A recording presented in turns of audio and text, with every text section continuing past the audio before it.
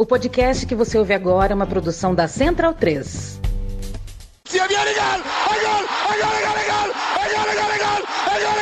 Parte Pino! ¡Qué victoria! ¡Qué victoria! Non lo so che ha segnato, ma chi se lo sa? Tardelli!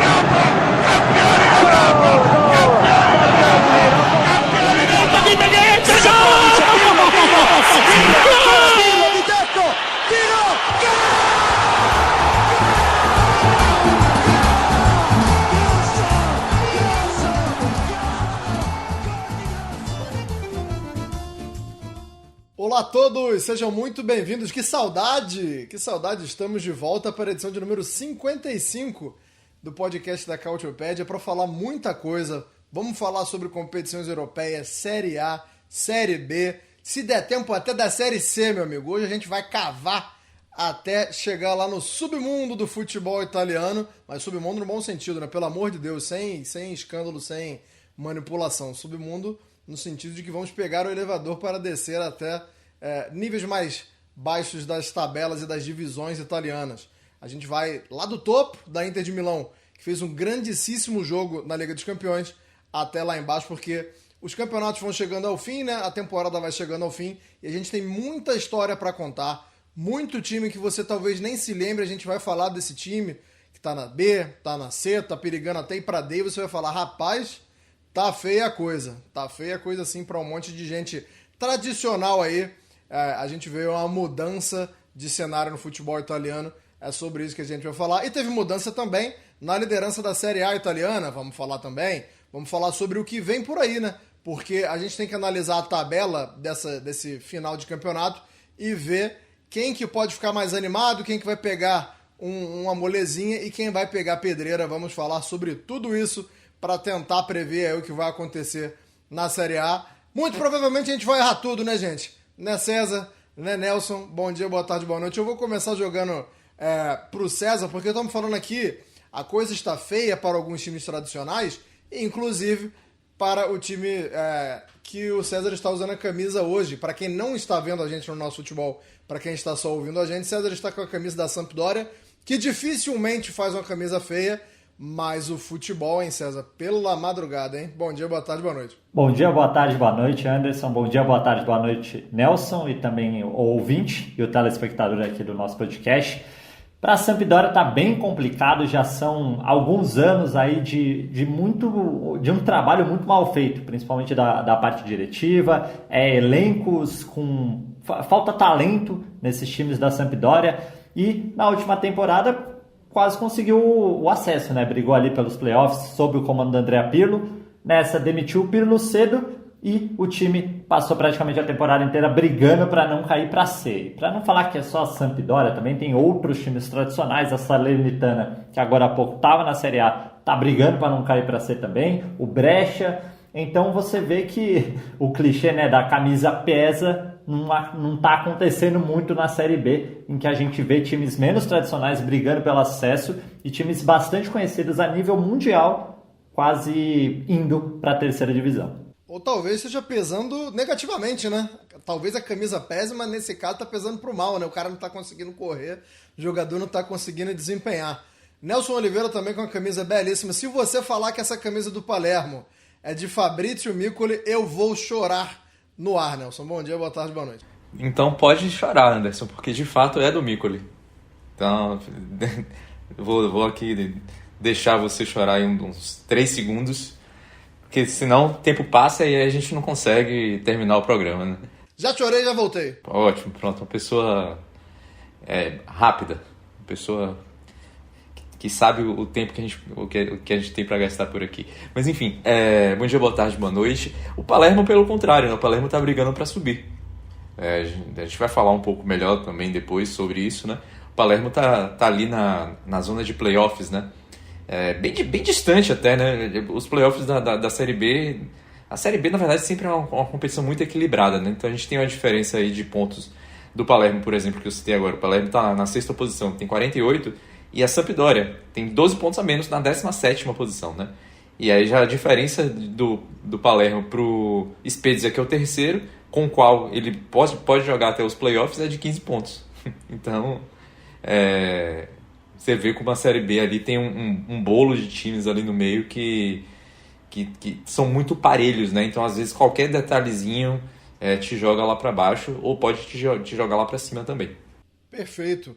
Antes da gente começar a falar, então, de tudo isso aí, e a gente vai começar a falar sobre o Inter de Milão, mas eu queria jogar de novo para você, Nelson, só para falar um pouquinho do Jair da Costa, que faleceu essa semana, campeão do mundo pelo Brasil, mas queria que você falasse sobre a história dele no futebol italiano, por favor. O Jair, né, é um dos maiores brasileiros da história da Inter, né? Talvez até, se a gente for colocar ali, pelo menos até aquele time ali que teve o de 2010, né? Que a gente vai falar um pouquinho também sobre esse time da Tríplice Coroa, né? Que tinha o Júlio César, o Maicon. O Lúcio até um pouco menos, né? Dentro de importância, né? A gente podia colocar o Jair e o Ronaldo como os dois principais brasileiros da Inter ali com muita tranquilidade, né? Depois a gente poderia até discutir. Adriano também é um cara que teve muita história, mas ainda abaixo, eu acho. O Jair não, né? O Jair foi um jogador muito importante para a Inter ali na década de 60, né? Ele chega para a Inter logo depois de ter sido campeão mundial, né, pela seleção brasileira. Inclusive, curiosamente, né, ele só fez um jogo pelo Brasil, mas foi campeão mundial em 62. E chega para a Inter ali e faz parte da equipe da Inter chamada de Grande Inter, né? O time do Helénio Herrera era o ponta-direita daquele time. Era tido como frágil, né? Engraçado, né? Quem tá vendo a gente no nosso futebol tá vendo aí que o Jair, o corpo dele é um físico robusto, né? Mas o Milan... Parrudo! E quem não tá vendo, a gente pode dar uma procurada. A gente tem perfil sobre o Jair no site da Cautiopédia. A gente tem outros textos também sobre brasileiros na Inter, brasileiros no futebol italiano também, que a gente cita o Jair. É um cara que tinha muita potência, né? Um cara muito importante no time do Helénio Herrera, porque era a válvula de escape, né? No catenaccio, né, da época, os times eram defensivos, mas precisava ter contra-ataque, né? Então o Helénio Herrera até defendia que se fizesse 100 gols por temporada, mesmo sendo um time defensivo, e boa parte disso tinha a ver com o Jair, que era um cara que dava velocidade pro time sair, né? Não à toa o nome dele era Flecha Negra, né? O apelido dele. E ele era um cara importante, fez gol na final da Copa dos Campeões, né? O segundo título europeu da Inter conquistado sobre o Benfica. Tem gol do Jair, um frango do goleiro do Benfica, diga-se de passagem, mas o gol foi do Jair, né? E ele teve 2 passagens pela Inter, né? Jogou até 1967, que é ali tido como o final da Grande Inter, né? Que é quando a Inter perde a final da Copa dos Campeões para o Celtic, sai para Roma, joga uma temporada na Roma e volta para a Inter e fica lá até 1972. Depois ele ainda joga no Santos e tal. E, enfim, é um cara muito importante para a história da Inter, para a história do futebol brasileiro na Itália. Então, as homenagens que a Inter fez para ele são mais do que merecidas. Acabou ficando um pouco ofuscado nessa parte de homenagens, porque houve um minuto de silêncio para o Papa Francisco em todos os jogos da rodada, né, da Série A e também Série B, obviamente todas as competições, mas dos jogos da Inter, né, a Inter não pôde oferecer o minuto de silêncio também para o Jair, que seria o que aconteceria, né, mas, enfim, homenageou o Jair com vídeos nas redes sociais, e foi uma homenagem realmente merecida, porque foi um cara que abriu as portas para muitos brasileiros, né, apesar de que quando ele sai da Inter tá vigente uma proibição, né, de jogadores estrangeiros no futebol italiano, né? Não podia se contratar. A década de 70 toda foi uma década em que não se podia contratar estrangeiros, mas o exemplo dele da Inter fez com que as portas fossem abertas para outros brasileiros no futebol italiano e na Inter de maneira mais específica também. Perfeito. Pioneiro Jair da Costa. César, vamos sair então da Inter do passado para falar da Inter do presente. Quem viu, hein? Quem acompanhou Barcelona e Inter de Milão foi presenteado. E a gente vai começar a falar sobre esse empate aí por 3-3, César. Queria que você começasse falando aí da eficiência da Inter de Milão, né? Há quem não goste, há quem veja os jogos do Inter de Milão e quem tenha visto esse jogo fala, mas tomou uma pressão, o Szczęsny não fez uma defesa, já o Sommer fez algumas. A quem não gosta, mas para quem gosta, um prato cheio é eficiente Inter de Milão, né, César? Eu senti muito do jogo que foi contra o Bayern de Munique, que teve uns momentos que a Inter sofreu bastante ali contra o Bayern, mas a partir do momento que esse time consegue ter o espaço para chegar no campo de ataque, é o que você falou, é eficiente, é letal.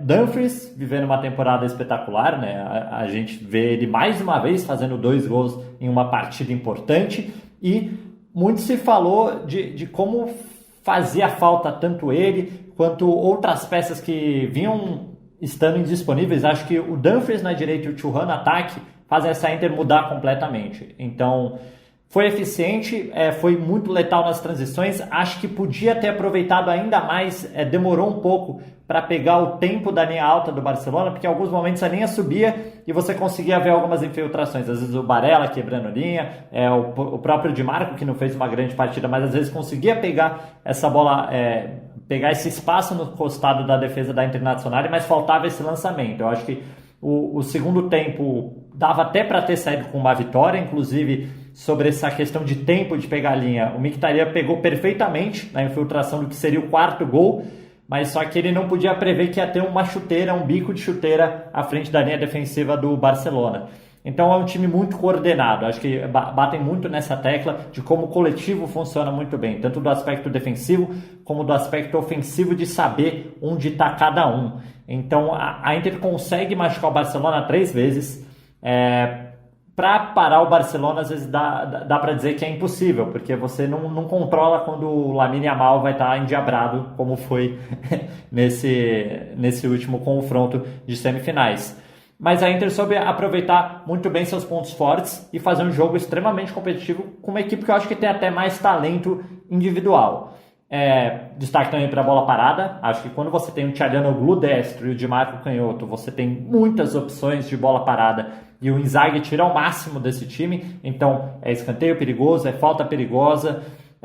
O Barcelona também tem que tomar cuidado para matar algumas jogadas da Internacional e para não dar uma oportunidade de bandeja pro lado da Inter. Então eu vi a Inter aproveitando muito bem os pontos fortes. Óbvio, teve falhas. O Bissek é um jogador que vem falhando com uma certa constância, e teve o 3º gol em cima dele, que ele não acompanhou a marcação. Ele que é um zagueiro de mais de 1,90 e viu um atacante de aproximadamente 1,70, 1,72, não lembro exatamente a altura do Rafinha, conseguir passar nas costas dele para cabecear. Então você tem, por exemplo, o problema do Bissek, que não deve se resolver para a semana que vem, porque a Inter deve continuar sem o Pavard. E tem um problema do ataque. O Lautaro Martinez sai lesionado, entre o Taremi, e você já nota que muda a dinâmica do ataque da Internacional.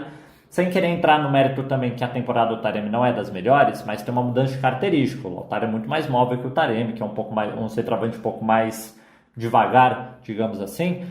Então, quando a Inter tem todas as peças, ela sabe aproveitar e otimizar suas valências para bater de frente com qualquer time da Europa e sair, por exemplo, com um ótimo resultado fora de casa contra o Barcelona. Só que tem que tomar muito cuidado com essas fragilidades, que foi, por exemplo, a falta de um zagueiro direito mais confiável, e também acho que falta opções de ataque para conseguir manter o nível que Thuram e Lautaro Martinez entregam quando estão jogando juntos. Ô Nelson, tem uma coisa que me irrita profundamente nas coletivas de imprensa hoje em dia, que é repórter querer encavalar 2, 3 perguntas, mas eu vou ser covarde e vou fazer isso com você agora.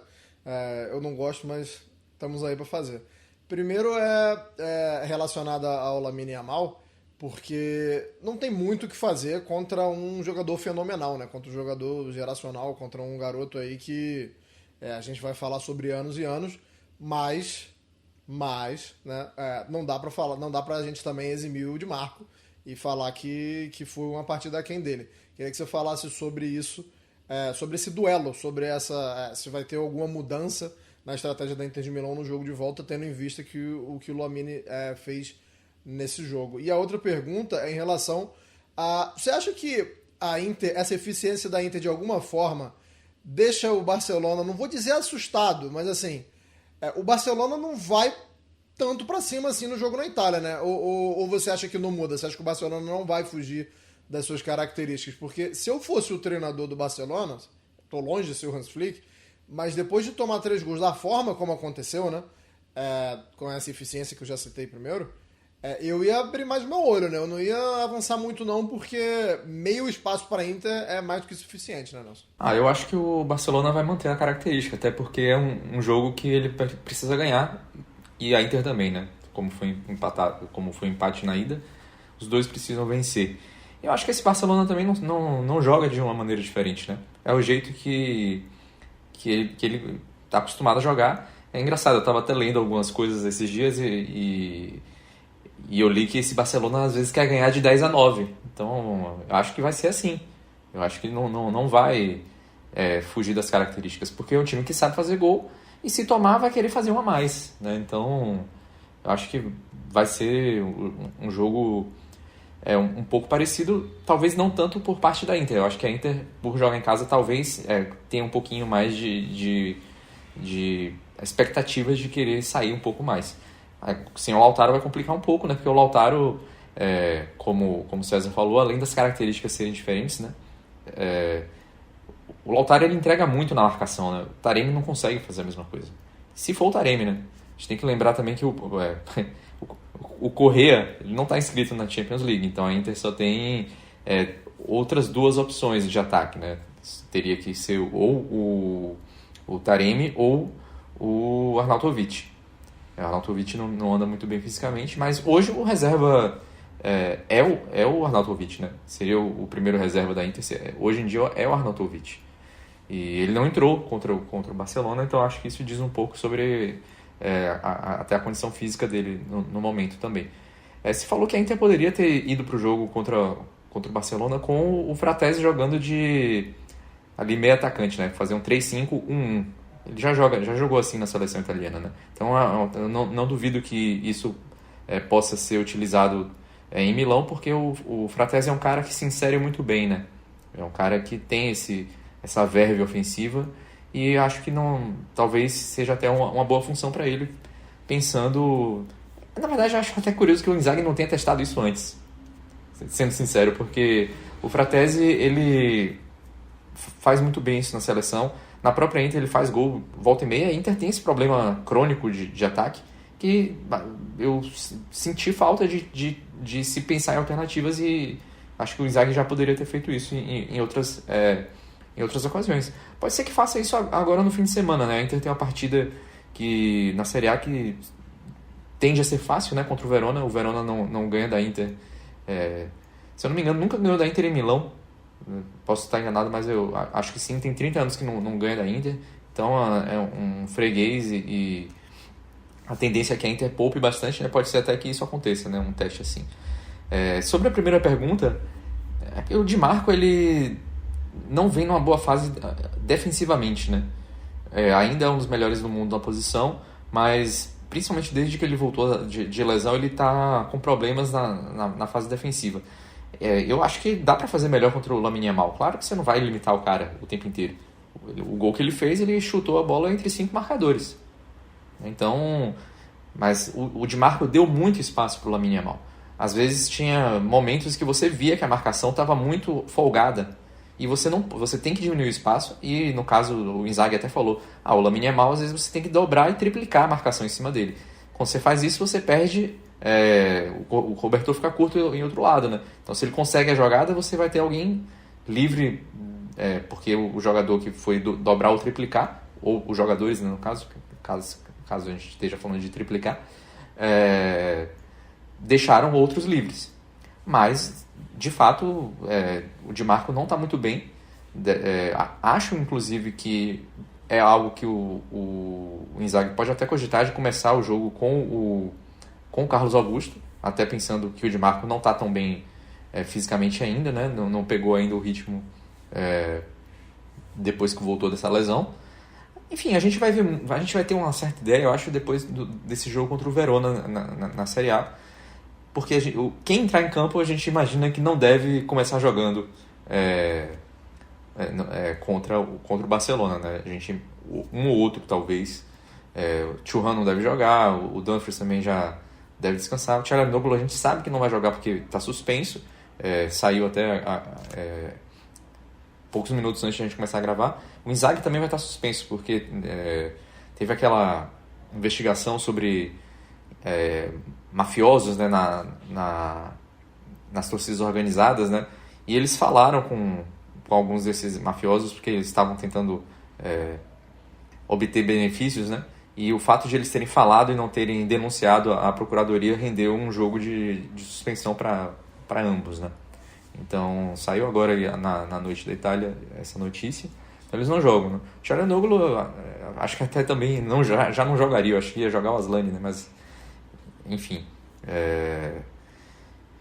o Di Marco, né, já que a gente estava falando dele inicialmente, às vezes ele está tendo uns erros de marcação muito parecidos com os do Bissek, né?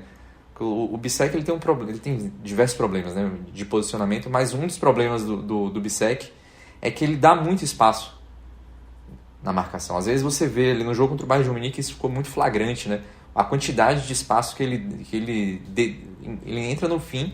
E o Bayern de Munique, no jogo lá de Munique, né, o Bayern começa a criar de forma assim, sucessiva, né, jogadas atrás dele, porque ele dá um espaço assim, generoso para os jogadores do Bayern de Munique trabalharem. E acho que o Di Marco tem feito tem cometido esse mesmo tipo de erro. É algo que o Carlos Augusto não costuma cometer. Tanto é que eu acho que o Di Marco, o Inzaghi não tem mais considerado o Di Marco como um zagueiro, né? Raramente ele tem atuado como terceiro homem ali, né, na posição que é do Bastoni. Geralmente o Carlos Augusto tomou a posição e o Di Marco quase não joga ali. Mas... Bom ponto. Inclusive, falando em Carlos Augusto, vou entrar em contato com ele para saber quem é que deu uma ajeitada no telhado do homem. Estou precisando aqui, o pessoal pode ver já. E o Carlos Augusto, que trabalho, meus amigos, que trabalho. Os italianos são conhecidos pelas artes. Se foi um italiano, é o Michelangelo do transplante capilar. César, aí é que tá o problema de você ter perdido a liderança da Série A, né? Porque a Inter, a gente tá falando, a gente sabe que vai poupar, tem um jogo contra o Barcelona, todo mundo sabia que seria o cenário mais provável, mas aí o que o pessoal não imaginava, né, é que a Inter ia perder 2 partidas seguidas, uma pro Bolonha e uma pra Roma. Também tô com o Nelson de que muita gente vai ser poupada, mas... dá para tentar não poupar, dá para tentar usar algumas armas aí na Série A e correr o risco, não vou dizer de estourar, né, mas de no mínimo desgastar. Vai ter que correr esse risco o Simone Inzaghi, César? Muito se falou que a queda de desempenho da Inter vem por um aspecto físico. E se eu fosse Inzaghi, meu medo seria colocar as melhores peças que eu tenho para tentar ganhar todos os jogos e perder todos, porque os jogadores não têm perna para aguentar, às vezes, o jogo que a Inter quer propor. Pela tabela atual, a Inter, eu acho que ela deixou o campeonato italiano ir embora. Acho que é muito difícil correr atrás, é muito difícil imaginar o Napoli agora desperdiçando 3 pontos em alguma partida, pelo menos um empate e o resto vitória na sequência final. Acho que é muito provável o time do Conte conseguir isso. E para a Inter, a Champions League parece mais acessível, por mais que seja uma Champions League, são mais 2 jogos. Conseguir uma vitória que seria obviamente muito difícil contra o Barcelona e mais uma final que, independente de ser Arsenal ou PSG, também seria um jogo muito difícil. Contra a Série A, ela fica a depender do Napoli. Fica esperando o Napoli tropeçar, o Napoli perder pontos. O Napoli que conseguiu ter uma última rodada mais tranquila, conseguiu uma vitória que veio com um gol cedo do McTominay e mais outro gol do McTominay, que marcou 2 vezes no mesmo jogo. Não deu muito para ver o Napoli em dificuldades porque conseguiu abrir o placar cedo. Mas mesmo assim é muito difícil você imaginar pela tabela mais fácil, né, digamos assim, pelo calendário mais tranquilo do Napoli, ver 2 tropeços que permitam a Inter chegar lá em cima com facilidade. Considerando também a tabela mais difícil da Inter, e como o Nelson também falou, o próximo jogo é contra o Verona, e é um jogo que dá para você colocar, dá para você rotacionar mais seu elenco, e a Inter precisa. Se a Inter não rotacionar, eu acho que escapa um pouco da questão da estratégia para uma questão de necessidade. Se não rodar os jogadores não vão aguentar o tranco das rodadas finais de temporada. Vão pegar times difíceis, times que estão brigando por coisas e não vai conseguir disputar. Acho que o Bolonha e Roma foram 2 finais para a Bolonha e para a Roma, entendeu? Porque o Bolonha tá brigando por uma vaga da Champions League, o Bolonha tá vivendo uma crescente na temporada e depois foi eliminado da Champions, tinha que focar suas atenções na Série A. A Roma, a mesma coisa. Então, a partir do momento que você enfrenta dois times que estão brigando, digamos assim, a 199% por cada jogo da Série A, é difícil para um time que muda as peças, que tem outros focos, conseguir competir da mesma forma. E dois times estavam jogando muita bola. Então, Bolonha e Roma calhou da Inter enfrentar esses times no momento errado. Se enfrentasse um pouco antes, talvez numa semana livre, com a perna menos cansada, conseguisse vencer essas duas partidas, mas pegou no momento da temporada que a Inter precisava escolher suas frentes. Tinha acabado de perdeu para o Milan ou entre esses jogos ou antes desses jogos, eu não vou lembrar agora, mas estava dentro da Copa Itália também, já está com um acúmulo de jogos muito grande. Então eu acho que teve um pouco de azar de enfrentar Bolonha e Roma nesse período. Teve azar também de enfrentar o Milan, que só tinha a Copa Itália praticamente, assim, tá muito difícil para o Milan sonhar com uma vaga em competição europeia. E por depender de tropeços e não apenas de si mesmo, para mim faz mais sentido você já jogar todas as fichas numa Champions League do que num campeonato italiano que não foi perdido agora. Foi perdido nos tropeços de antes, nos pontos que foram desperdiçados. Por exemplo, acho que o empate contra o Parma simboliza bem a forma que a Inter conseguia criar um placar, conseguia demonstrar essa superioridade, mas por bobeira acabou deixou escapar 2 pontos. Então, focar na Série A agora, eu acho que pode ser um tiro no pé, porque você pode acabar perdendo a Série A e também não conseguindo competir como deveria contra o Barcelona depois. É bem possível. É o cenário em que a Inter se colocou. Agora, para a gente mergulhar na Série A, a gente falar do Napoli, que é o novo líder, eu vou usar como ponte ou como um gancho, Nelson, o nosso Cautio História, né? Porque é sempre importante a gente olhar para o passado para lembrar coisas muito interessantes para depois olhar para frente. Não só no futebol, tá, gente? Lembrar para não esquecer, olhar o passado para tentar entender um pouquinho o presente e o futuro. Então, solta a vinheta do Cautio História aí, produção.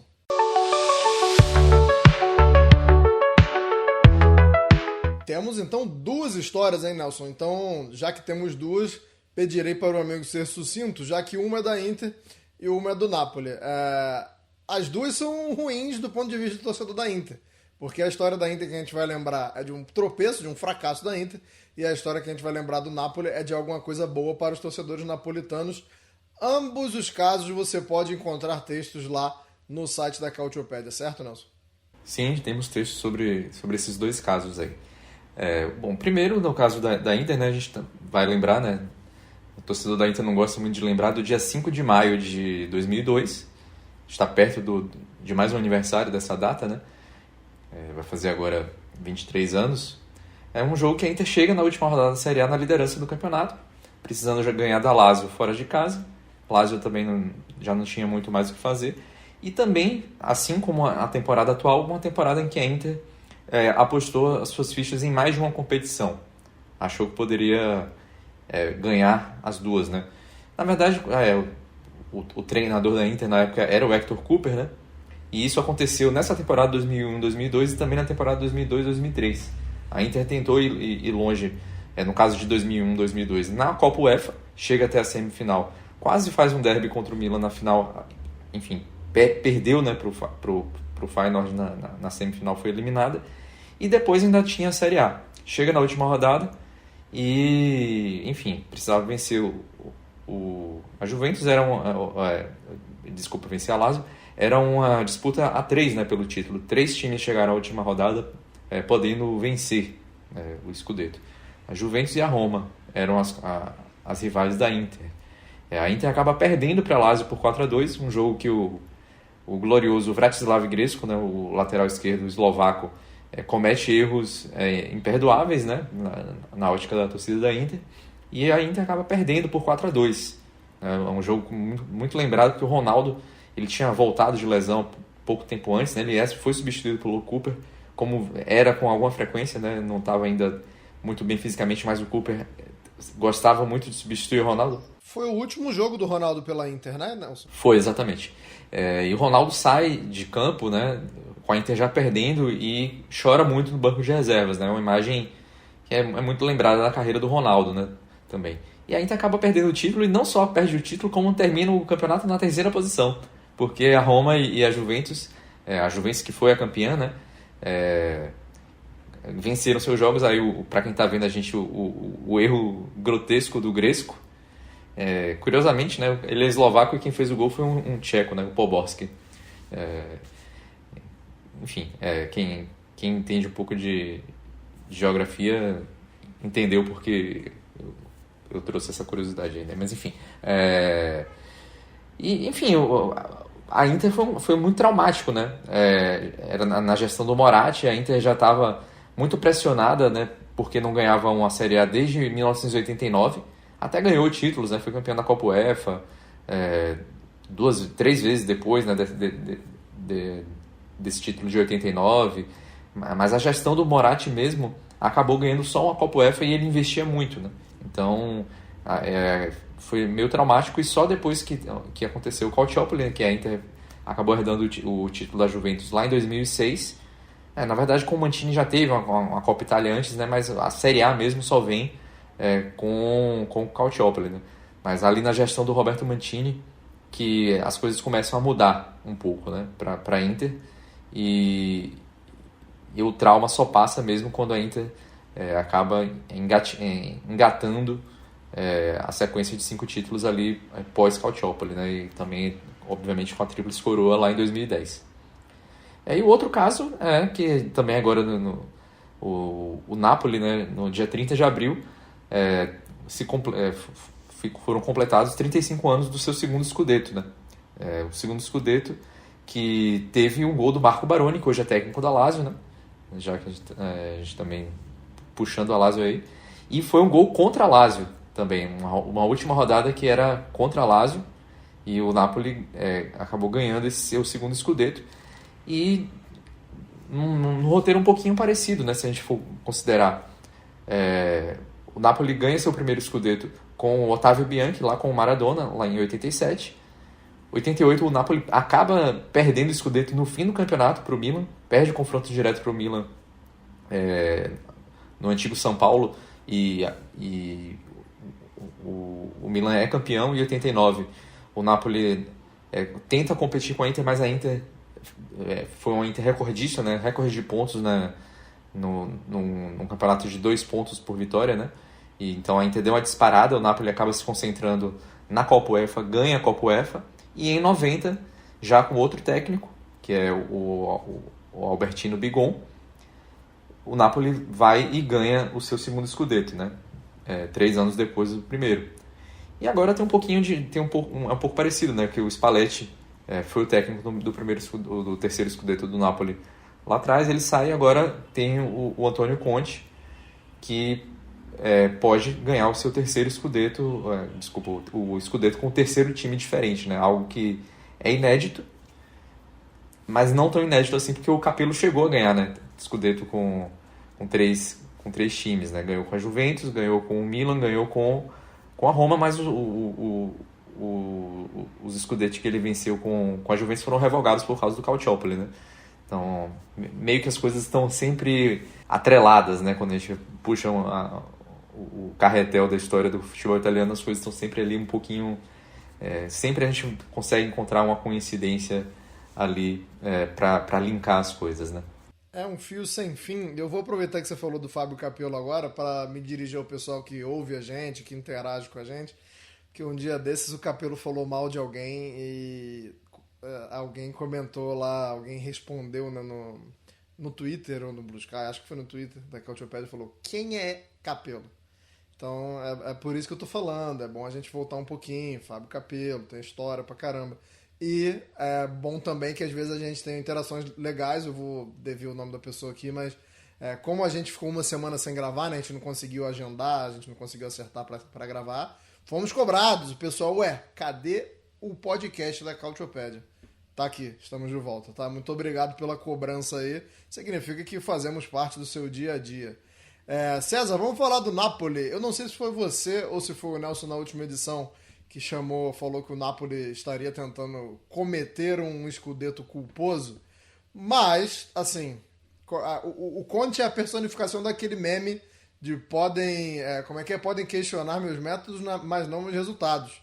E 8 jogos sem perder, tá aí o Napoli muito próximo de fazer a festa de novo. A gente acabou de ver a festa do bicampeonato aí, que tá fazendo aniversário, mas próximo aí. É só manter, César, ou é tão difícil assim manter? Nem aquela história lá, só falta assinar, né? E às vezes só falta assinar não acontece. É só manter, vai dar pra manter? A gente viu essa história do só falta assinar com o Ancelotti, né? Que não sei se é a 19ª vez que só faltava assinar e acabou não assinando com a seleção, e provavelmente essa novela vai seguir. Seria uma história bem legal pra gente, né? Abordar Carlo Ancelotti no comando da seleção, mas parece mais um conto de fadas do que necessariamente realidade. Ainda bem que a gente não grava com antecedência, já pensou? Se a gente tivesse falado assim, vamos gravar um especial do Ancelotti aí, fazer um programa só dele. Mas a gente é macaco velho, a gente só acredita vendo, né? Desculpa te cortar, César. Felizmente estou com 2 referências e 2 nomes muito experientes do jornalismo e do jornalismo brasileiro, né? A gente sabe como funcionam as coisas por aqui, além de como as coisas funcionam na Itália. E falando sobre o jornalismo italiano, o Buffon foi entrevistado, na verdade fez parte de uma mesa de comentaristas da DAZN e falou que se ele pudesse escolher alguém para não brigar ponto a ponto, não ficar no cortomuso, que é, como fala o Alegre, né, no bico do focinho do cavalo, ele não gostaria de fazer isso contra Antônio Conte, porque é alguém que sabe motivar, é alguém que tira o melhor dessa equipe, não só do aspecto tático, mas acho que do aspecto anímico. Tipo, tem uma alma, esse time do Napoli, de brigador. Você vê vários desfalques, então até o próprio Anguissa saiu lesionado do último jogo, o David Neres vira e mexe, perde jogos, perdeu o Kvaratskhelia na janela de janeiro.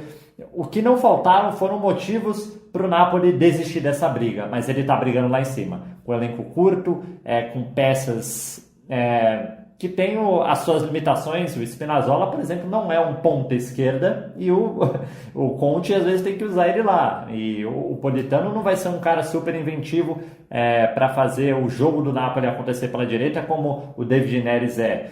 Então ele tira o que tem de melhor e faz os seus jogadores crerem que é possível vencer. E parece que mais do que nunca, um Napoli que parecia que ia cair de produção, que estava perdendo muitos pontos, surge de novo com vitórias improváveis. E aí precisamos falar de Scott McTominay, como ele se colocou como um jogador decisivo. Você pode ter, por exemplo, o Lukaku, que é o líder em participações em gols, que tem mais de 10 assistências, tem mais de 10 gols nessa equipe do Napoli, mas que ele já não vive a melhor fase. Talvez sentiu o peso da temporada, ele já é um jogador de mais idade, ele depende muito do físico para fazer seu jogo funcionar, e sem ele conseguir puxar esse protagonismo, você vê na figura do McTominay um salvador, vou colocar entre aspas, porque ele não joga sozinho, até porque tem a assistência do Anguissa, que eu estava destacando aqui, que é um dos nomes super importantes do Napoli nos últimos anos, tanto do Scudetto com o Spalletti, como na possível conquista desta temporada. Então você vê o escocês se reinventando, entre aspas também, como artilheiro, porque até na seleção escocesa ele já chegou a liderar artilharia de eliminatórias, como jogador que aparece na área, às vezes jogando até como segundo atacante na seleção da Escócia, e ele tirando os gols da cartola. Tem até a brincadeira que a torcida do Napoli faz com um dos vários apelidos, o Abre Bottiglia, porque ele é o cara que abre o placar para o Napoli no momento que parece que o jogo não tem solução. Então você vê na figura do McTominay uma esperança que em algum momento esse gol vai sair, que esse time do Napoli vai martelar e vai conseguir a vitória. Então acho que é preciso bater palmas de como o Conte consegue fazer suas equipes acreditarem. O Napoli tinha todos os motivos do mundo para achar que não ia conseguir chegar nessa reta final brigando com a Inter. Em algum momento parecia que realmente a Inter ia levar, mas até o fim esse time acreditou, aproveitou dos vacilos da Internazionale e encontrou o protagonista que tinha para encontrar. Se precisasse ser o McTominay, seria o McTominay, e provavelmente se o McTominay não estiver no dia bom, se o McTominay tiver que ir para o banco de reservas, ficar lesionado, tenho certeza que o Conte vai encontrar em alguma peça o protagonista que ele precisa, porque se tem uma coisa que o Conte consegue encontrar, são as vitórias. A gente vive hoje um futebol, mas os esportes como um todo são tomados por estatística, né?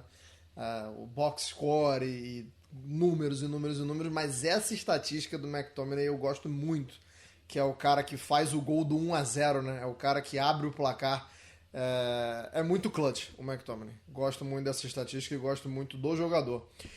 Vamos passar agora rápido aqui pela tabela da galera. E é claro que eu vou comprometer vocês. Eu já vou, só continuando com você, já que você estava falando do Napoli, eu vou passar os 4 jogos que faltam para o Napoli aqui e você fala rapidinho o que você acha que vai acontecer. Eu já vou cravar aqui. O Napoli só não ganha do Parma, desses 4 jogos aqui. Aí é a minha opinião. Mas os jogos do Napoli, César, Lecce fora, Genoa em casa, Parma fora e Cagliari fora. O que o Napoli vai arrumar nesses 4 jogos aí? 3 vitórias é praticamente certeza. E, como você disse, o Parma ele conseguiu resultados importantes. Ganhou da Juventus, complicou com a Lazio, que quase venceu se não fosse o super substituto Pedro. Eu acho que o mais provável mesmo é o Napoli ganhar todos os jogos. Nelson, vamos para a Inter então. A Inter, como você já destacou, tem o Verona, jogando em Milão, depois o Torino, Lazio e Como. Eu acho que a Inter acaba ganhando até os 4 jogos. O problema para a Inter é o Napoli perder ponto. Porque a Lazio, ao contrário da Roma, não está no seu melhor momento. A Lazio já teve que suar sangue para empatar com o Parma na última rodada. Perdeu também um pouco até fisicamente também tá um pouco desgastada, né? A gente viu ali os jogos contra o Bodo Glimt também, por exemplo. Uma Lazio bem distante do início da temporada. Eu acho que a Inter acaba vencendo esses 4 jogos. E, assim, o Napoli, eu acho que ele talvez tenha um pouco mais de dificuldade do que se projeta se a gente olhar para a tabela. Só que tem algumas questões aí que podem facilitar a vida do Napoli, né? Que é o timing, como o César falou, de que a Inter pegou Bolonha em Roma em momentos ruins para ela. O Napoli poderia pegar esses times todos aí, tirando o Genoa, que já não tem mais o que fazer no campeonato, né? Já escapou, vai ficar ali no meio da tabela mesmo. Se pegasse algumas rodadas atrás, seria um pouco mais complicado. Mas pode pegar o Cagliari já salvo. Na verdade, assim, eu duvido que Venezia e Empoli façam 7 pontos ainda nesse campeonato. Eu até olhei a tabela dos dois aqui. O Venezia até tem um pouco mais de chance, mas enfrenta a Fiorentina e Juventus em casa, por exemplo. Tem um confronto direto com o Cagliari e visita o Torino. Já o Empoli, ele tem alguns confrontos diretos, né? Apesar de pegar a Lazio, pega o Parma, e pega o Verona na última rodada e antes disso pega o Monza. Então o Empoli talvez tenha um pouquinho mais de capacidade, olhando para os adversários, de pontuar. Mas dificilmente fazem 7 pontos. Então a gente pode até considerar que o Parma já está salvo e o Cagliari também já estaria. Então esses jogos aí que poderiam ser mais difíceis para o Napoli, o Parma, pelo que vem jogando, se tornaria talvez um jogo contra o Lecce, que é o próximo, né? Só que o Lecce tem o pior ataque do campeonato.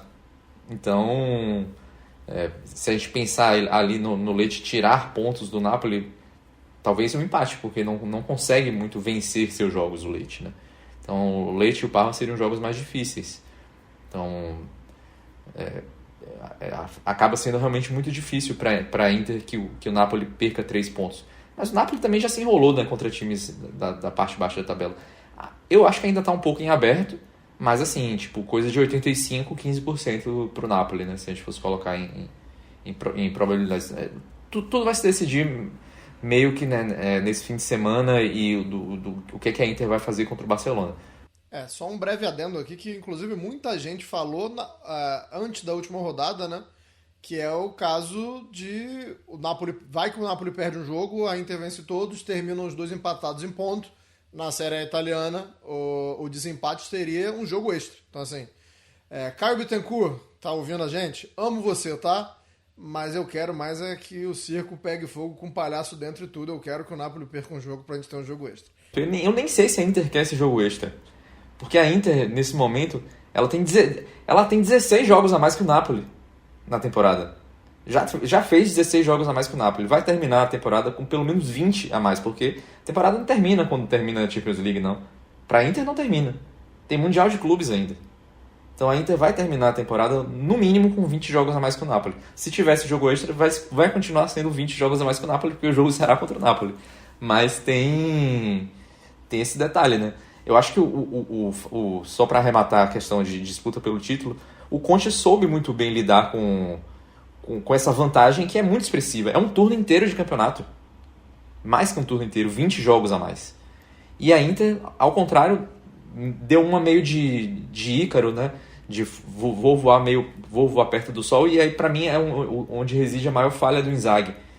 Ele não lança jovens. É muito difícil o Inzaghi colocar um jogador da base. E na hora que vai descansar alguém, um jogo desse contra um Verona da vida, a Inter ganhou do Verona no primeiro turno com um gol do Correa. Tudo bem, o Correa jogou, mas podia ter jogado uns garotos da base mais vezes, né, para poder se ter um descanso. A Inter acabou tropeçando a muitos dos jogos porque caiu fisicamente também no segundo tempo.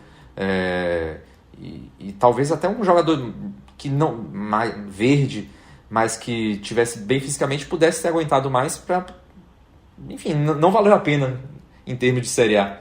A Inter pode até ganhar essa Série A, mas vou dizer, não valeu a pena, mesmo ganhando, porque vai ser ali na conta do chá. Foi um planejamento que não foi bem feito.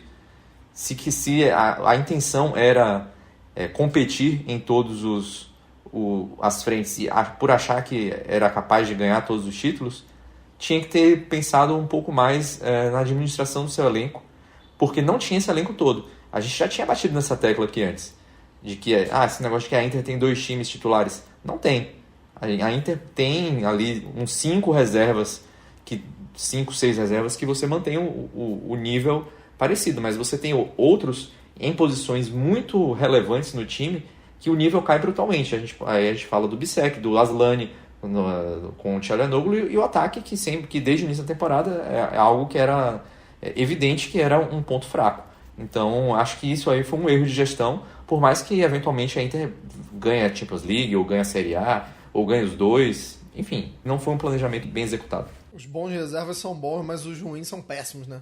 César, vamos falar sobre a Atalanta então. A Atalanta que tem Monza, Roma, Genoa e Parma. Joguinho legal esse Atalanta e Roma, hein, César? É o jogo mais interessante de todos.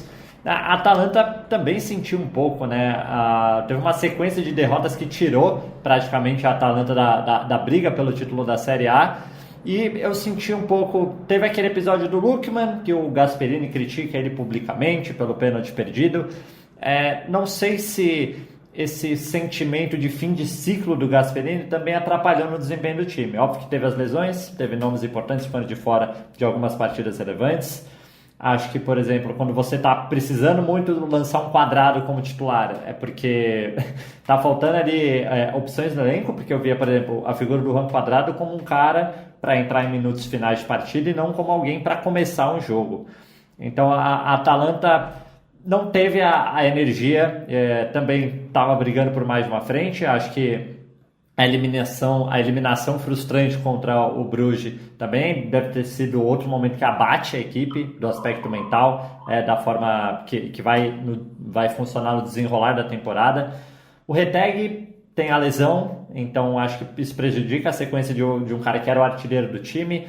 O De Ketelaere com uma queda de desempenho, então você tem vários aspectos que vinham sendo cruciais nesse começo de temporada que fizeram falta nessa reta final para o time continuar brigando. Mas o que mais me chama a atenção é essa falta de clareza enquanto ao Gasperini, se vai ter continuidade, se vai realmente terminar o ciclo nessa temporada. Acho que isso pode ter afetado o time dentro de campo e também até na própria motivação da equipe, mas que, assim, uma vaga para a Champions League, considerando, por mais que a Atalanta tenha desempenhado muito bem nas últimas temporadas, não dá para considerar uma vaga na Champions League um insucesso. É uma equipe que está praticamente garantida, só uma catástrofe para tirar essa vaga, que eu acho muito improvável de acontecer nessas últimas rodadas, mesmo com uma derrota para Roma. Gostei do seu otimismo, hein? Não sei se eu preciso dessa catástrofe toda, não. Até porque a Atalanta, ela, quando vai bem, é uma sequência, quando vai mal, é uma sequência também. Nelson, vamos de Bolonha, e aí, quando a gente vai falar de Bolonha, é muito importante a gente falar que no meio desses jogos aqui que eu vou falar, tem uma final de Copa da Itália, né? O Bolonha ainda tem na Série A, e a gente falou isso 2 edições atrás, né? Como a tabela do Bolonha era pesada, mas o Bolonha tá representando muito bem, né? Mesmo com a tabela pesada, a gente falou aqui já da vitória sobre a Inter de Milão, a gente já falou de outras ocasiões na temporada em que o Bolonha foi muito bem. O Bolonha tem a Juventus jogando em Bolonha, aí tem 2 jogos contra o Milan, um pela Série A e outro pela Copa da Itália, e depois Fiorentina e Genoa. Pode falar do Bolonha, Nelson. Eu acho que a Atalanta é muito favorecida, né? O César falou de catástrofe, porque tem muito confronto direto ainda, né? Os times que estão logo abaixo da Atalanta fazem confrontos diretos. E o Bolonha vai também ter que suar bastante aí para se dar bem nesses confrontos aí. Porque a situação é difícil. Eu acho que... Fora que o jogo contra a Fiorentina também é um clássico, né? São os maiores rivais, né? Tudo bem que a torcida da Fiorentina detesta mais a Juventus, mas o rival assim, histórico da Fiorentina é o Bolonha, né? Então, cidades ali mais próximas e tal. É complicado. Eu acho que o Bolonha vai acabar focando na Copa Itália. Até porque o Vincenzo italiano não tem títulos, né? Claro que ele quer voltar à Champions League, mas vai ser meio ali naquele negócio. Vamos jogo a jogo para ver o que é que vai dar. Mas o foco eu acho que é na Copa Itália. O título faria totalmente a diferença, né? Porque o Bolonha já jogou a Champions League.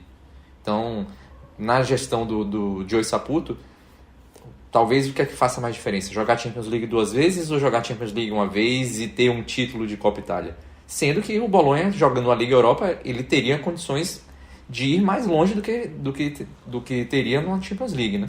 Então, e é um campeonato continental, da cancha também. Enfim, eu acho que está em aberto aí, mas eu realmente acredito que o Bolonha vai focar na Copa Itália, onde ele é favorito, na minha opinião, também. Gostei, já que você já deu sua opinião da final da Copa. A Roma, cara, ela tem... Você estava falando aí que a Atalanta ela se beneficia porque os rivais têm confronto direto. A Roma praticamente só joga contra a Fiorentina, depois contra a própria Atalanta em Bérgamo. Daí tem um jogo contra o Milan. Eu não coloco mais o Milan na briga, tá? Assim, pode ter que o Milan tenha 4 vitórias aí e decole. Eu não acredito nisso. Eu não estou colocando o Milan nesse grupo aí. Tanto é que a gente nem vai analisar a tabela do Milan. Então, assim, a Roma tem Fiorentina, Atalanta, Milan e fecha contra o Torino. César? Como você falou do Milan, é realmente muito complicado esperar que agora o Milan decole, né? Um time que foi inconstante durante toda a temporada e chegar nesse momento para resolver jogar bola e do nada se tornar brigando entre as 4 vagas. E outro ponto, né?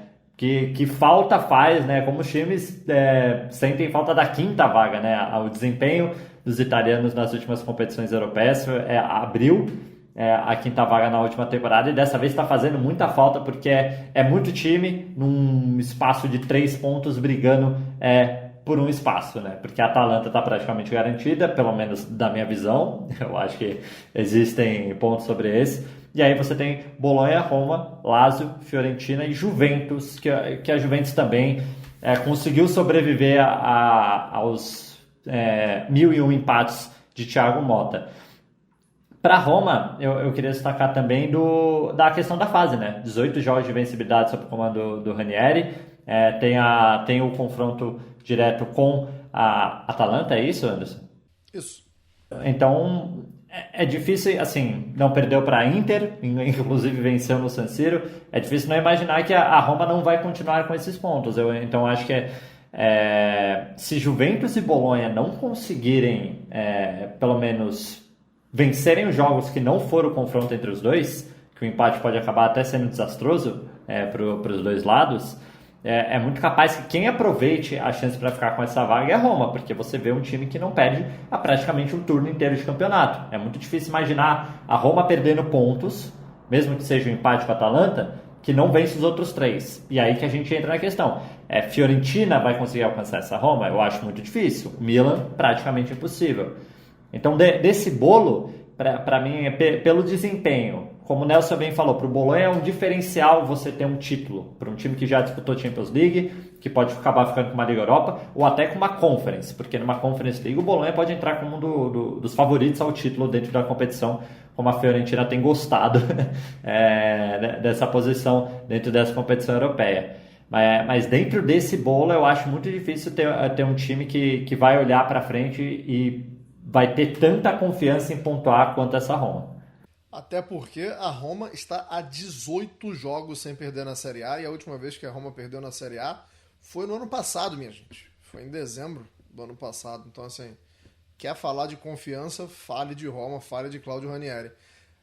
Nelson, eu fiz uma pataquada aqui, eu passei reto pela Juventus, rapaz, na classificação, e não falei aqui dos jogos da Juventus. A Juventus que pega o Bolonha, a Lazio, a Udinese e o Venezia. Acho que pra Juventus aí também tá muito difícil, né? Porque, tudo bem, você vai ter ali os 2 jogos finais, e que aí pode ser o diferencial, mas tem esses 2 confrontos diretos aí, e a Juventus tem empatado muito. Acho que o Tudo ainda, a gente tem uma base muito pequena, né, de análise do trabalho do Tudo.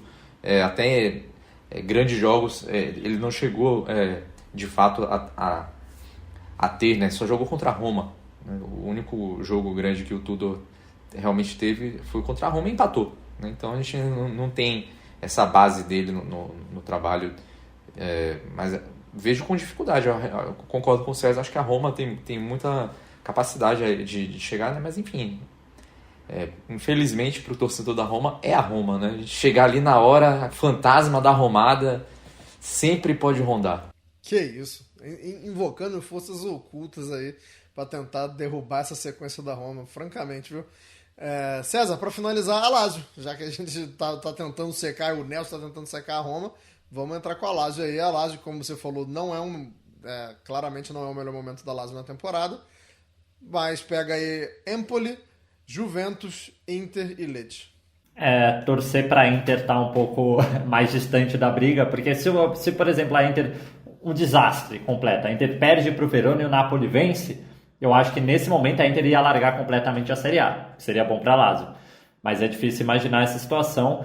Mas mesmo assim, a Lazio focada no campeonato italiano tem sido uma caixinha de surpresas por ser um time bastante consistente. Assim, acho que começou muito bem.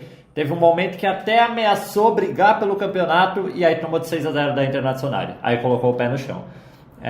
Então, para mim é um time de muita desconfiança. Eu acho impossível vencer todos os jogos. Vai acabar tropeçando. Acho que o jogo contra o Parma mostra isso, porque é um jogo que a Lazio chega com favoritismo contra um adversário da parte de baixo da tabela e, por sorte, consegue um ponto. Um ponto que sai do banco de reservas. Eu tinha mencionado o Pedro fazendo 2 gols. Se não me engano, ele chegou a 7 gols nessa Série A saindo do banco de reservas, ou 7 gols na temporada. De qualquer forma, é uma marca muito expressiva para um jogador que vem do banco e para um jogador de 37 anos. Então, é um time de muita inconsistência. É um time que você não consegue ter certeza de nada. Nem mesmo, talvez, olhando para os destaques. Assim, o Tati Castellanos não é alguém que te inspira confiança que vai resolver os jogos. O Rovella, que chegou até em seleção italiana, também não é um jogador além de nota 7. Então você olha para esse time da Lazio e sente falta de um protagonista. Talvez a melhor peça seja o Zaccagni, mas o Zaccagni também não está conseguindo ele pode ser talvez líder em participações em gols da Lazio na temporada, mas não consegue ser um cara que vai levar esse time a grandes resultados. O que faltou para a Lazio foi aquele gás inicial se tornar uma constância, ser um time que pontuasse com mais consistência. E é muito difícil, como eu falei antes, eu acho que correr atrás da pontuação. A Roma vai pontuar muito, a Juventus deve pelo menos vencer 2 desses 4 jogos, e você também tem um confronto direto entre Juventus e Bolonha que garante a pontuação de alguém ali. Então, para a Lazio, além da própria dificuldade do time ser efetivo, do time conseguir as vitórias, ter rivais que devem pontuar mais que ela. Então, para a Champions League é demais. Talvez sonhar com uma Conference, talvez sonhar com uma Europa League. Acho que a Europa League está de ótimo tamanho. Acho que o torcedor da Lazio aceita isso agora. Aquele meme lá do... É um bom acordo, hein? Parece um bom acordo. Você descarta a Fiorentina, Anderson? Então, é porque eu não sei o que o Paladino quer com a Conference, né? Saiu vivo do jogo lá contra o Betis. Eu não descarto a Fiorentina, não, mas é porque eu não sei o que a Fiorentina vai querer da vida dela. Só por causa da Conference, mas tô longe de descartar a Fiorentina. E tem uma tabela meio complicada também, né? Tem Roma e Bolonha, né? E os outros 2 jogos, né? Venezia e Udinese fora, né? O problema da Fiorentina é que tem 3 jogos fora, né? E além disso também tá um pouquinho atrás, né? Tem que torcer muito por tropeço dos outros. Para mim é muito difícil você imaginar essa Roma não vencendo qualquer adversário que não seja Inter e Napoli, assim. Até mesmo a Juventus, para mim foi um pouco surpreendente a Roma não conseguir vencer, independente do mando de campo. Mas olhando pelo que a Roma apresenta de futebol e como ela consegue achar soluções, mesmo sem Dybala, aí você consegue recuperar o futebol do Soler e você encontra ali soluções para vencer os jogos, eu acho muito difícil não imaginar essa Roma não vencendo, não pontuando nos confrontos diretos. E aí uma bobeada do Bolonha e uma bobeada da Juventus já são uma quarta posição e vai ser muito difícil tirar esse time dali. Veremos daqui a pouco. Nelson, prometi, a gente vai ter que entregar, mesmo que seja rapidinho, porque o tempo está acabando, mas Série B, Sassuolo já está garantidaço, já faz um tempo aqui, né, que a gente falou que o Sassuolo já estava garantido. O Pisa precisa de um empate em 3 jogos, então assim, aí sim é uma grande catástrofe, César, se não acontecer. Se o Pisa não subir, derruba a torre lá e refaz a cidade inteira. Inclusive a logo do Pisa tem a torre, né? Pra quem não viu o emblema, a logo, tem uma torrezinha lá. O Pisa tá muito bem e eu queria que você falasse dos critérios de desempate, porque o Pisa hoje ele tá bem à frente do Spezia, mas ainda não tá garantido, porque o Spezia ainda pode conseguir, né? Não sei, vai que o Spezia ganha os 3 jogos que faltam, o Pisa perde os 3, aí o que acontece, Nelson? Iria lá pro confronto direto, né? E daria Spezia, né? Porque o Spezia venceu o confronto direto com o Pisa. Bom, não vai acontecer. Esse cenário aí eu vou descartar. Acho que o César não era nem nascido, né? Eu era criança ainda, tinha 2 anos quando o Pisa jogou a Série A pela última vez, né? Jogou em 90, 91. Tinha o Simeone até naquele time. E o Pisa teve uma fase bem interessante, né? Na década de 80, né? Foi o auge do Pisa. A gente até tem texto sobre essa fase do Pisa lá na Cautiopédia. Você perguntou, Anderson, até quando a gente estava aqui produzindo o programa, por que tem dinamarqueses, né, tal, no Pisa. Eu disse que não tinha nenhuma razão específica. Mas pode ser uma questão de superstição, porque um dos principais jogadores da história do Pisa é um dinamarquês, né? É o Klaus Berggren, desse time aí da década de 80. Pode ter a ver com isso aí. Eu respondi naquela hora que não tinha nada a ver, mas agora me veio na cabeça que pode ter a ver com isso. Dinamarqueses e um norueguês. Eu bati o olho e falei assim, rapaz, tem parceria, tem patrocínio, tem só um scout muito doido. O fato é que o Pisa tem 4 dinamarqueses. Se você olhar para a parte de baixo lá da tabela, César, vou deixar você falar um pouquinho, mas a Fiorentina já falou na sua abertura, até que agora não está tão ruim quanto já esteve, e só para explicar, gente, 3 caem direto e 2 jogam playoff de rebaixamento, tá? Então, para você que tá olhando na tela agora do nosso futebol, tá vendo que a Sampdoria é a 17ª, para você que tá só escutando a gente, vou só passar do 15º para baixo, tá? O 15º é o Brescia, 16º Reggiana, 17º Sampdoria, 18º Salernitana, 19º o Cittadella e o 20º Cosenza. Cosenza que até venceu hoje, mas a situação do Cosenza sempre foi complicada porque foi punida, enfim. Já era um rebaixamento bem previsível por causa da punição lá dos 4 pontos. Mas que coisa, hein, César? Quanto time aí tradicional e que passou recentemente pela Série A, né? Você olha até mesmo a Salernitana, Sampdoria, acho que dá para botar o Brescia e o Frosinone, né? São 4 times que, pelo menos se você somar, acho que as últimas 5 temporadas estiveram na Série A e acho que por falta de competência própria não conseguiram competir na Série B.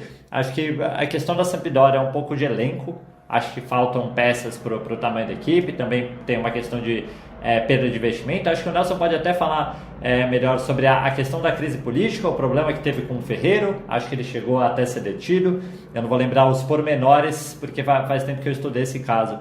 Mas a Sampdoria é um caos político e também um problema de gerenciamento, né? Você tem a figura do Pirlo, que na última temporada consegue fazer uma boa campanha com a Sampdoria, briga pelo acesso. Nessa temporada, em 3 jogos é demitido. E aí você traz o Sotil, que eu acho que aí você está botando 2 estilos de jogos completamente diferentes. O André Pirlo acho que tem uma forma mais propositiva que o Sotil, que é um pouco mais pragmático, pelo menos do que eu lembro do trabalho do Sotil na Série A. É um pouco a gestão brasileira, né? De você ir pelo nome e ver no que dá. A Sampdoria tentou ir pelo nome na Série B e não funcionou. E só fazer um pequeno destaque aí para o Palermo, que eu acho que é o time de digamos, o nome mais pesado ali desses que estão para subir na vaga de playoffs, e teve o reforço do Porrampalo, né, que deixa um time da Série A, deixa o Venezia para assumir a camisa 9, ser o centroavante desse Palermo e poder retornar para a primeira divisão italiana. Mas eu acho que ele se encontrou muito bem na Série B, é um lugar que ele gosta de deixar a sua marca, faz muitos gols por lá. É o Léo Gamalho finlandês. É importante para todo mundo saber seus limites, né? No caso da Sampdoria, de fato, tem o que o César falou, né? Teve essa questão política do Ferreiro, e o time ficou realmente mal das pernas, né? Financeiramente. A gestão nova que veio depois até tentou sanar parte das dívidas, o clube quase faliu, ficou muito próximo disso, mas não teve essa recuperação ainda do ponto de vista técnico, né? Então ainda é um time que está rateando bastante e que nunca jogou a Série C, tá? Então tá no pior momento de sua história, assim, podemos dizer, com grande folga. É o pior momento da história da Sampdoria. E nunca jogou Série C. O Brescia é um time também tradicional, é o time que mais jogou a Série B na história e jogou pouquíssimas vezes também a Série C. Jogou 4 vezes a Série C, tem 40 anos que não joga a Série C também. Então, são times aí que, caso pelo menos um deles venha a cair, já seria algo bastante surpreendente, relevante também, né? Então, algo fora da curva realmente. Seria um fato histórico negativo. E se você é simpático, se você torce para algum desses times aí que a gente citou da Série B, não queira ir para a Série C, cara. A diferença da Série B, o gap da Série B para C na Itália, é um negócio de maluco. A Série C é dedo no orifício rugoso e gritaria o tempo todo. Que são 60 times, cara. A Série C da Itália são 3 grupos de 20 times. Então, assim, até para times tradicionais, a Série C é muito difícil. É loucura, é uma roleta russa. Então, se você é torcedor da Sampdoria, ou do Brescia, ou da Salernitana, rapaz, reze para os seus orixás, para o que você acreditar aí, porque cair para a Série C não é fácil para ninguém. Só para finalizar, vocês falaram aí bastante do Pisa, só vou citar mais alguns nomes aqui, porque o Pisa tem... Os caras não fazem sucesso lá, mas o Pisa tem muito jogador bom que passa por lá, né, cara? O Marco Tardelli, campeão da Itália, passou por lá. O Dunga passou por lá. Christian Vieri, o Bobo, também passou por lá. Então, assim, pode até não estar entre os times mais tradicionais na Itália, mas tem bastante história legal lá no Pisa. Na temporada que vem, muito provavelmente, também teremos uma história legal, já que está pertíssimo da Série A. A gente vai ficando por aqui. Muito obrigado a todo mundo que acompanhou, a quem cobrou a gente. Antes de você encerrar, a gente já estourou, mas enfim, né, o Pisa, você falou de nomes, o Pisa tem o Pippo Inzaghi como técnico e tem um nome lá muito famoso também. Tem um tal de Luiz Buffon lá, filho do homem, e curiosamente defende a seleção da República Tcheca. A Sub-18, ele é jogador da seleção da Tchequia, exatamente, Dona Seredova. Ele até agora está defendendo aí a seleção tchequia, da Tchequia, né? Até engraçado, você chega lá na página e você vê lá, Luiz Buffon, aí tem lá a bandeira da República Tcheca do lado, rola um bugzinho temporário. O chassi não bate com a documentação, mas é verdade esse bilhete, gente, o Buffon Tchequio. Aí, muito obrigado a todo mundo, a edição de número 55 vai ficando por aqui. Obrigado, César, obrigado, Nelson, a todo mundo que está nos assistindo, nos escutando. Nos encontramos na próxima. Arrivederci e tchau.